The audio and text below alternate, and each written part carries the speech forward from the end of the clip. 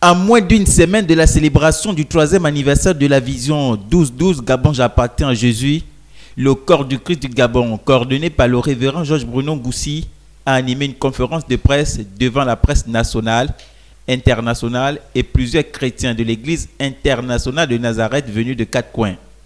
Une conférence au cours de laquelle le décor du dit anniversaire a été planté.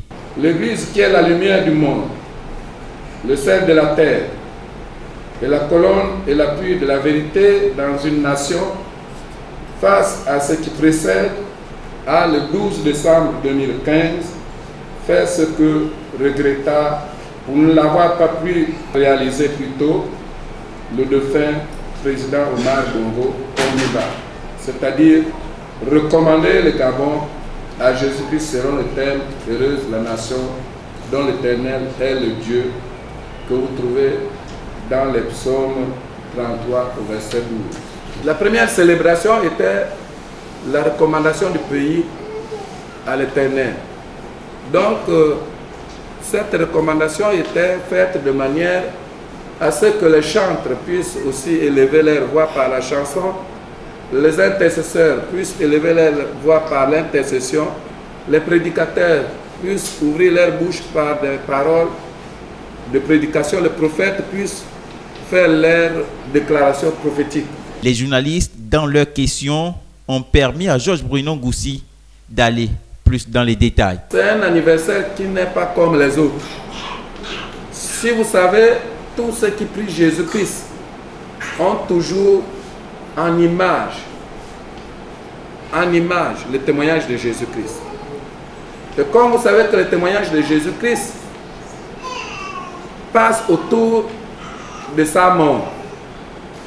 C'est ce qui nous donne la vie. Parce qu'il est mort et nous sommes en vie. Et comme vous le savez, il a passé 3 ans sur la terre pour faire son ministère. Mais il a aussi passé 3 jours dans la tombe. Le 3e jour, il est sorti de la tombe parce que la terre ne pouvait plus le contenir. Le Gabon a eu une transition. Parce que nous avons célébré le premier événement le 12 décembre et c'était le mois de la fin de l'année de 2015. Donc, du 12 décembre 2015 au 12 décembre 2018, vous trouvez là bonnement 3 ans, monsieur le journaliste. Ces 3 ans-là représentent les 3 jours de peur, d'angoisse, d'inquiétude, de mort des disciples de Christ. Il y en a qui disaient déjà que tout est perdu.